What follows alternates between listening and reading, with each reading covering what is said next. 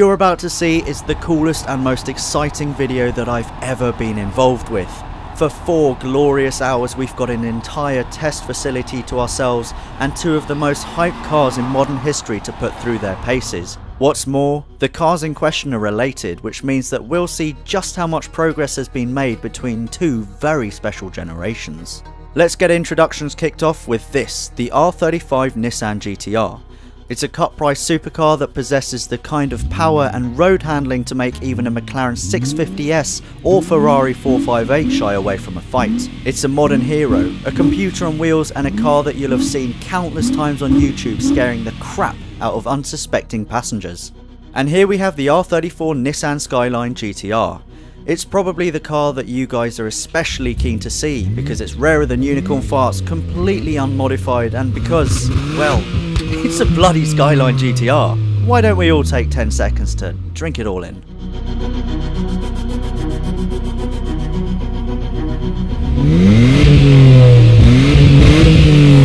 There are probably only a handful of examples like this left in the country. It is absolutely beautiful. It sounds awesome. It's 4-wheel drive, obviously, and the power. It's phenomenal. I mean, in the book, this has got about 280 horsepower, and wow, I feel so damn privileged to be driving Godzilla. This is Godzilla.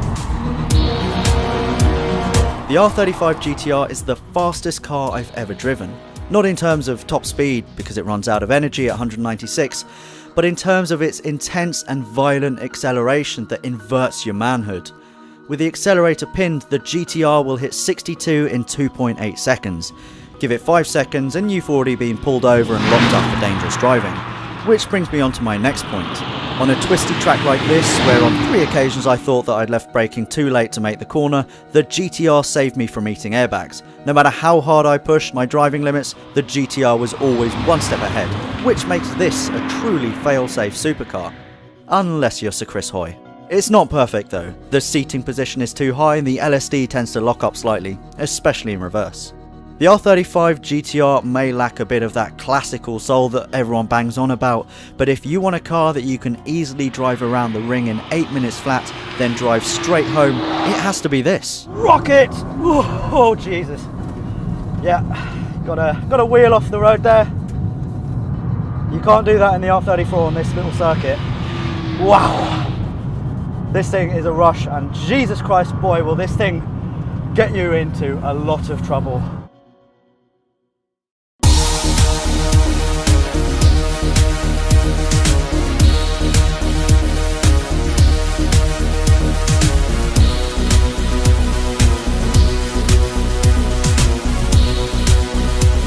The R34 is a completely different animal to drive, because its 2.6 litre RB26 det turbo engine produces about half the horsepower of the R35, acceleration isn't anywhere near as crazy, taking around 4.5 seconds to get to 62. Cornering hard also induces oversteer a lot more quickly than the R35, and the steering is a little heavier and slightly less direct.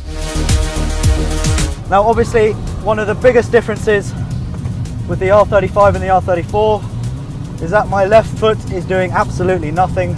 That's because this has got a 6-speed auto, whereas the R34 has got a manual gearbox. It's more involving, the manual, obviously.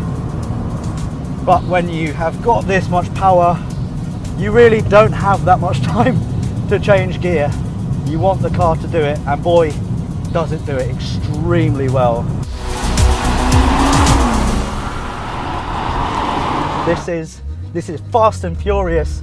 This is the late Paul Walker's car. This is an icon, a pin-up, a hero. This is all of the car that you were hoping it would be. The smile on my face. The R34 feels manageable because you know when the power's going to come in and you know how much power there is. Only about 280 horsepower. In this, however, I find it catching me out quite a lot. When I think the power's done, bang, there it goes again.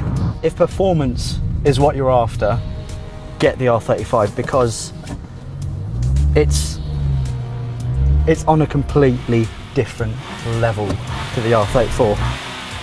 If you own a car like this, I want to shake your hand and I want to go to bed with you, because I know that you know how to handle power. There is nothing like it. I mean, look at that.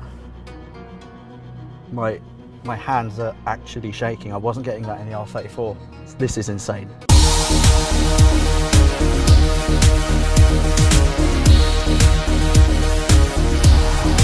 To drive the R34 feels thoroughly modern. Sure, the steering is a bit heavier than what I'm used to from a modern car. Yes, the clutch is also very, very hard. But in terms of braking potential, in terms of acceleration, it's, yes, this car is one hell of a machine, and Ethan is looking like he's about to be a little bit sick, which in my eyes makes this a very good car indeed. Grip! These roads are extremely, extremely damp. This morning they were completely iced over. Wow. Now this car weighs around 1,540 kilograms. The big old GTR on the other hand, that's about 1,740 on a good day. Now that's a lot of load to lug about, but when you've got well over 500 horsepower, that's no problem at all. In this, 280, that's perfect. That'll do me. To find out just how much progress has been made by the new R35, we're going to conduct 3 performance tests. The first test is braking, which should be interesting considering that it's cold and icy. I'll drive both cars at 80 miles an hour and hit the brakes at the blue cones. Because I'm expecting the R35 to have this one in the bag, let's start with the R34 to set the standard.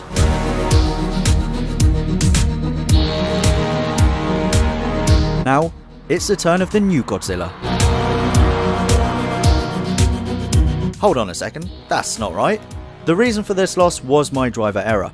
About half a second before hitting the blue cones, the R35 came on boost in 3rd gear, which meant my speed shot up by around 7 miles an hour. Let's try that again.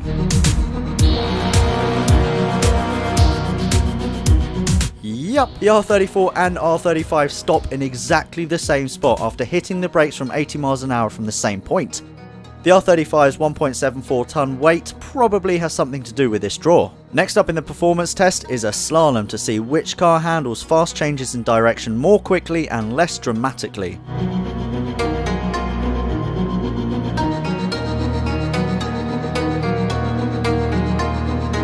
Unsurprisingly, it's the R35 that wins it. Not only does it have wider tyres and a more sophisticated all-wheel drive system, the steering rack is also slightly quicker. The firmer suspension and adaptive dampers also play a massive role in keeping the R35 in check, while the R34 only has mechanical grip and a smooth driver to rely on. Finally, let's have a good old-fashioned drag race. Best of 3 wins.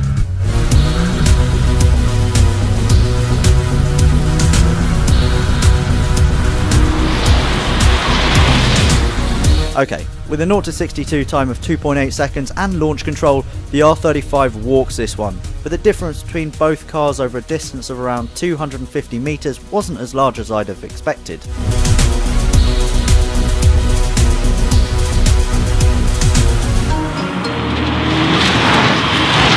Again, it's the R35 that wins the second drag race with relative ease. Let's give the R34 one more shot. In 3, 2, 1. The R34 gets off the line cleanly and is pulling away. It's actually going to win this. So what happened here then? Was it a fix? Nope, far from it. After 2 launch control starts, the R35 threw up a warning light because the gearbox oil had got too hot. To save itself, it limited power and needed to cool down. It's clear from these tests that the R35 is the better performance car. It's faster, grips harder and makes mincemeat of almost anything that tries to cross its path. But the fact that the R35 doesn't really represent a quantum leap forward compared with the R34 isn't a poor reflection on it, however. It just goes to show how truly astonishing the R34 was and still is today. Godzilla has evolved and it's better, stronger and faster than ever. But it's the R34 that pulls on my heartstrings most. It's iconic, honest, capable and a unicorn that I just got to ride bareback. And for that, my life has just been made.